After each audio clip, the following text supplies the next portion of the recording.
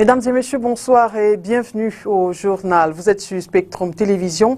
À la une de l'actualité de ce jeudi 5 novembre 2020, crise sociopolitique dans les régions du nord-ouest et du sud-ouest. Justice sera faite pour les 7 enfants tués le 24 octobre dernier au complexe scolaire Moda Francisca de Fiango à Kumba, région du sud-ouest. Ramener la paix dans les 2 régions en crise. Déclaration de Joseph John Gouté ce 5 novembre 2020. Le Premier ministre a, au nom du président de la République, rendu hommage à ses élèves arrachés brutalement à la vie. Élection américaine, qui du républicain Donald Trump ou du démocrate Joe Biden sortira vainqueur de cette élection? L'heure est aux tendances, les résultats encore attendus. Nous allons profiter de cette attente pour analyser l'impact diplomatique de cette élection sur le Cameroun.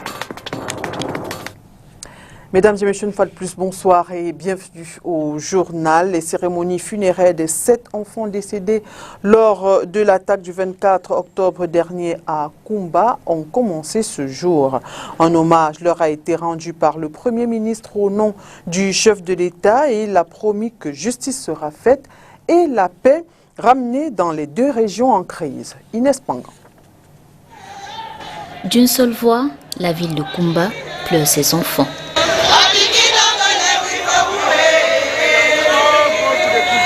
Un hommage aux 7 enfants décédés lors de l'attaque du 24 octobre dernier dans une salle de classe à la Moda Francisca International Bilingual Academy de Kumba.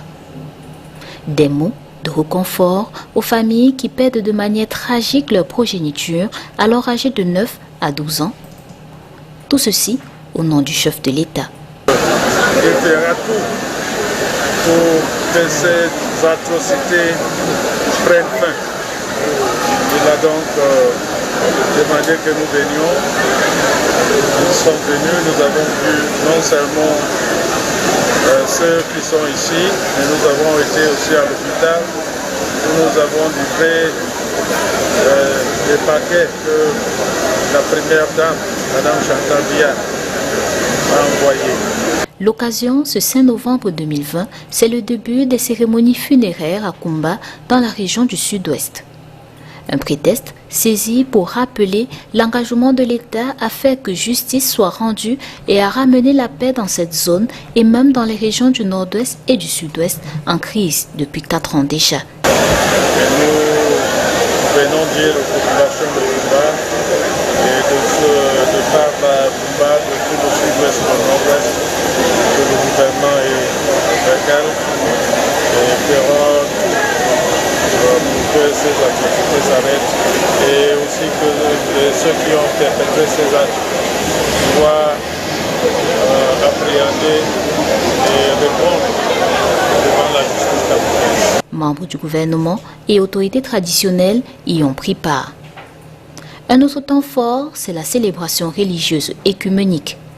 Les représentants des églises catholiques, protestantes et les musulmans supplient la faveur divine pour une fin rapide des violences. Et d'un hommage à un autre, Mireille Lambo Forever, la journaliste en service à la CRTV, a entamé son dernier voyage. La mise en bière a eu lieu ce jour. A suivi un stop dans l'institution où elle a laissé sa marque pendant environ 20 ans. Ceci, c'était pour une cérémonie d'hommage. Suivra ce soir une veillée et demain départ pour son village Bacham, c'est dans les Bamboutos, dans la région de l'Ouest où elle sera inhumée ce samedi 7 novembre. Mireille Lambotiwa, la voix anglaise des éditions parlées du journal au Poste national, est décédée le 27 octobre dernier des suites de maladie. Puisse son âme reposer en paix. Parlons de toute autre chose à présent. Le président de la République vient de nommer un directeur général et un président du conseil d'administration de l'Office céréalier du Cameroun. Ce sont respectivement Mohamedou Gassimou et Djibrila Nana. 5 novembre 1982, il s'en souvient encore comme si c'était hier, une journée prise entre le 4 et le 6 novembre, dates qui ont marqué l'histoire politique du Cameroun. Une transition au sommet de l'État qu'a vécu un jeune Camerounais nouvellement sorti de l'école de journalisme. Aujourd'hui, il accepte de dépoussiérer avec nous ses archives du Cameroun. Voici le témoignage de Alain Bélibi. Le 4 novembre 1982, Amadou Ahidjo, président du Cameroun, annonce au cours d'une allocution radiodiffusée qu'il renonce à ses fonctions. Au terme de la Constitution, le Premier ministre Paul Biya lui succède. Camerounaises, Camerounais, mes chers compatriotes, j'ai décidé de démissionner de mes fonctions de président de la République unie du Cameroun. En cette circonstance capitale, je voudrais du fond du cœur remercier toutes celles et tous ceux qui, depuis bientôt 25 ans, ont accordé leur confiance et apporté leur aide dans l'accomplissement de mes lourdes tâches à la tête de l'État. Je vous exhorte à demeurer un peuple uni, patriote, travailleur, digne et respecté. Vive le Cameroun. Cette démission est une surprise totale. Le lendemain, l'atmosphère est calme et froide sur l'ensemble du territoire national, notamment à Yaoundé. La journée du 5 a été une journée, j'allais dire, tranquille. La surprise était telle qu'il s'agissait pour les uns et les autres de digérer un peu ce qui s'était passé. Dans la soirée du 4, il y a eu beaucoup de frayeurs. Beaucoup qui estimaient que ce serait la nuit des longs couteaux. Et cette frayeur-là n'avait pas complètement disparu dans la journée du 5. La journée a donc été tranquille. C'était des conversations à l'intérieur, j'allais dire en comité restreint, des gens qui commentaient l'événement et qui se posaient des questions sur ce qui avait bien pu se passer pour que le président Ahidjo, que tout le monde croyait indéracinable à la présidence de la République, pour que le président Ahidjo démissionne. À cette période, Alain Bélibi est un journaliste à peine sorti de l'école, à peu près 1 an d'expérience du métier. Il a l'avantage d'être issu d'une promotion qui a la chance très tôt de bénéficier de la confiance de la hiérarchie. Et le voici en plein dans l'histoire politique du Cameroun, précisément du 4 au 8 novembre 1982. De la journée du 6, il s'en souvient comme si c'était hier. C'était véritablement une journée exceptionnelle. J'ai vu une ville de Yaoundé comme je ne l'ai plus jamais revue. Une ville de Yaoundé dont la population avait triplé, peut-être même quadruplé. Des rues qui étaient bondées, des réactions totalement inattendues. Celle par exemple des jeunes qui couraient autour de la voiture du nouveau président avec l'intention de l'accompagner jusqu'au palais de l'Unité à partir du palais de l'Assemblée nationale, ce qui est une sacrée distance. Donc c'était une journée vraiment exceptionnelle, comme chacun d'entre nous aimerait en connaître. Rappelons que ce 6 novembre-là, Paul Biya prête serment devant la Cour suprême et devient ainsi le 2e président de la République du Cameroun. En cette année 2020, le renouveau compte 38 ans au sommet de l'État. Adoption du budget de l'État, le Premier ministre instruit le ministre des Finances de mettre tout en œuvre afin que le projet de loi y relatif soit disponible avant l'ouverture de la prochaine session parlementaire. Un projet de loi, faut-il le rappeler, qui a été élaboré suivant les grands défis auxquels le Cameroun est confronté. Crise, organisation des compétitions, développement local, entre autres. Faisons le point des axes prioritaires du prochain budget de l'État avec vous, Olivier Bouzik. Dans quelques semaines, le budget du Cameroun pour l'exercice 2021 sera adopté au Parlement.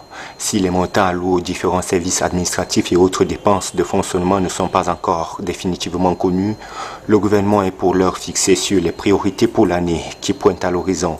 Le Premier ministre a d'ailleurs attiré l'attention des ministres des finances et de l'économie sur le sujet au cours du conseil des cabinets tenu le 3 novembre dernier.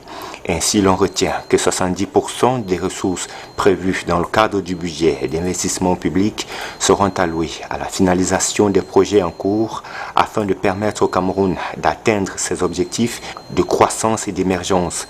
Dans ce registre, priorité sera accordée à la poursuite des programmes spéciaux tels que le plan d'urgence, le championnat d'Afrique des Nations de football 2021, la riposte contre la pandémie du coronavirus, le parachèvement des projets structurants de première génération, l'exécution du plan présidentiel de sécurisation et de reconstruction du Nozo et de l'extrême nord, pour garantir l'exécution harmonieuse des projets retenus, les règles de maturation des projets d'investissement public, notamment l'obtention préalable du visa de maturation, seront appliquées dès 2021. Il est question pour le gouvernement de faire preuve de rigueur et de réalisme dans les dépenses publiques.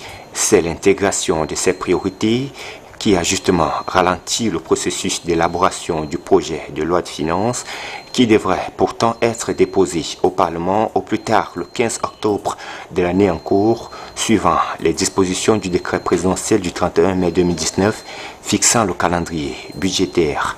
L'objectif étant de donner du temps aux parlementaires pour s'approprier le texte et faire les arbitrages nécessaires. Évaluation du niveau d'exécution du budget de l'exercice 2020, orientation du budget de l'exercice 2021 sont entre autres sujets à l'ordre du jour d'une session du Conseil de la communauté urbaine de Douala. Celle-ci a eu lieu ce 5 novembre 2020. Suivons le compte rendu de René Narcisse Moutou. L'occasion se prêtant, l'exécutif de la communauté urbaine de Douala a présenté une sorte de météo des activités menées jusqu'ici, partant du budget de l'exercice 2020. Constat fait de manière générale, le ralentissement sur le terrain perdure à cause de la forte pluviométrie qui a retardé les travaux et dans le même temps a entraîné une dégradation supplémentaire de voirie. L'on note aussi d'énormes difficultés de trésorerie, lesquelles entravent le paiement des prestations déjà réalisées et la poursuite des actions programmées.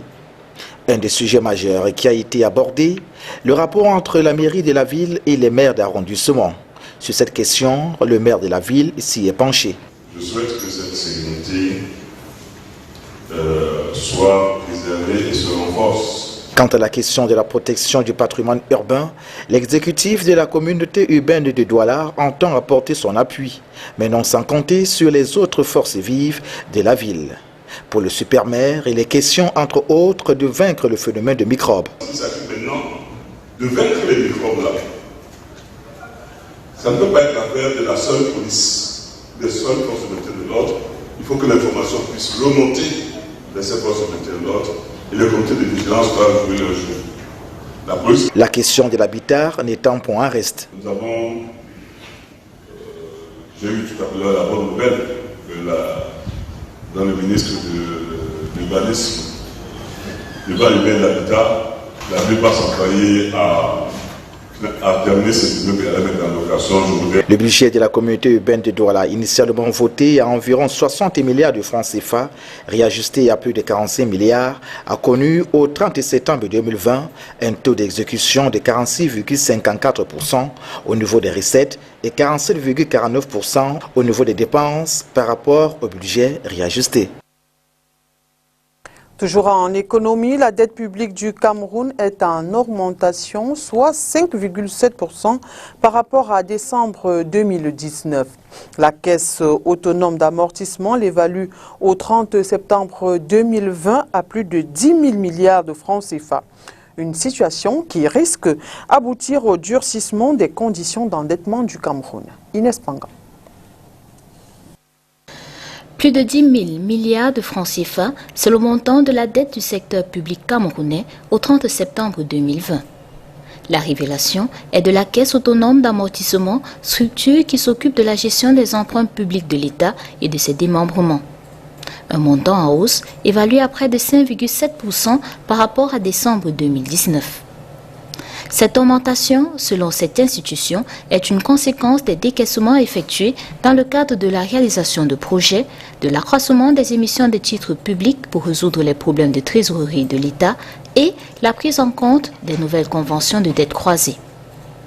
Même si le niveau de cette dette est en deçà des normes communautaires en zone CEMAC, cette situation ne demeure pas moins inquiétante. Selon l'agence de notation financière américaine Moody's, cette augmentation pourrait peser sur son profil de crédit et aussi conduire au durcissement des conditions d'endettement du Cameroun. En termes de répartition, plus de 99% de cette dette est réservée à l'administration centrale. Les 26 et 27e sessions du comité de concertation et de suivi du dialogue social se tiennent depuis hier à Yaoundé. Les travaux présidés par le ministre du Travail et de la Sécurité sociale visent à solutionner les multiples problèmes entre employés et employeurs dans un contexte marqué par de nombreuses plaintes de violences faites contre les travailleurs. Sur les enjeux de ces travaux, je vous propose cet extrait de Grégoire Ouna, le ministre du Travail et de la Sécurité sociale, sélectionné pour nous par Olivier Bouzik. Rien ne se construit avec la diatribe, l'invective et la polémique inutile. Mais tout peut se bâtir dans le dialogue social bien construit et bien appliqué. Nos entretiens en ce jour vont nous conduire à mener des réflexions sur trois principales thématiques. D'abord, la problématique se rapportant à la corrélation entre les autorités administratives et l'exercice de l'activité syndicale. Cette thématique met en exergue les rapports de collaboration entre les autorités administratives et les responsables syndicaux dans l'exercice de l'activité syndicale. Il en ressort en filigrane que cette collaboration est essentielle et doit être bien comprise par les différents protagonistes. L'enjeu étant de concilier l'exercice de la liberté syndicale avec les contraintes liées à l'ordre public social. Ensuite, nous nous attarderons sur la problématique de la santé et de la sécurité des agents publics en milieu professionnel.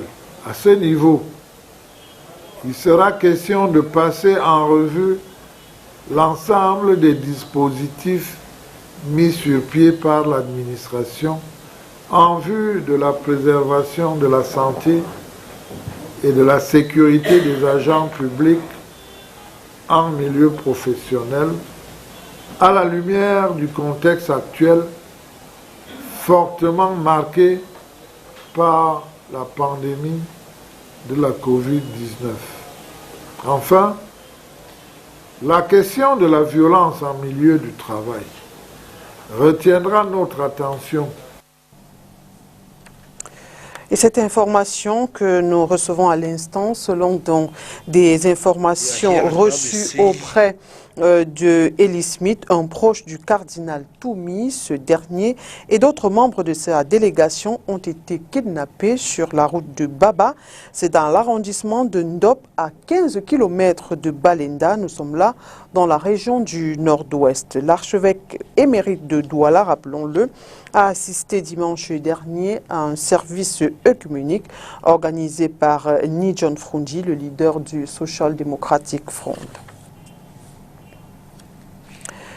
Quelques jours après l'incident survenu au marché Mokolo à Yaoundé, entre les agents de la commune, le calme est revenu dans ce secteur névralgique de la ville. Seulement, les commerçants gardent toujours en esprit le paiement frauduleux de certaines taxes qui leur est imputé.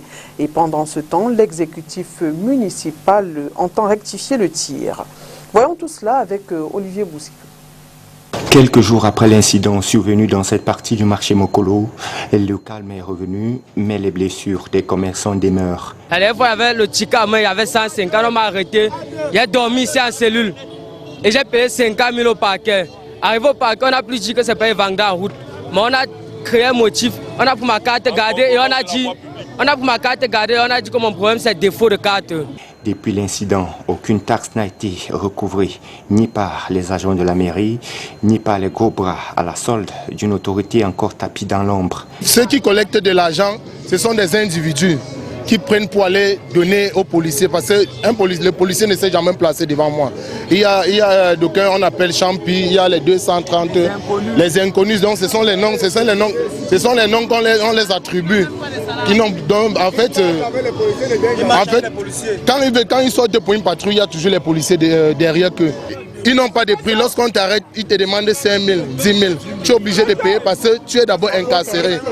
Parfois, on te défait. Mais nous, on préfère payer ça. On préfère payer le ticket de 200 francs. On doit laisser le maire faire son travail. Oui, avec Kani, son soi-disant neveu, ils doivent nous laisser vendre. On doit payer nos tickets à la mairie. Donc le maire doit faire son travail. On doit laisser les jeunes travailler. On ne veut pas voler, on ne vole pas. Nous, on veut travailler. Au commissariat du 2e arrondissement incriminé, c'est silence total. Personne ne lâche le moindre mot sur le sujet. Pourtant, sans dédouaner cette unité de police habituée à ce type de scandale, le maire de la commune d'arrondissement dit avoir collaboré avec le patron de ce commissariat. Je me suis rapproché du commissaire. Nous sommes descendus ensemble. Il y a 2 semaines, nous avons fait une descente conjointe. Nous avons sensibilisé les commerçants de l'importance de libérer les temples, de libérer les parkings, de laisser 1 mètre pour les piétons. Nous sommes une institution.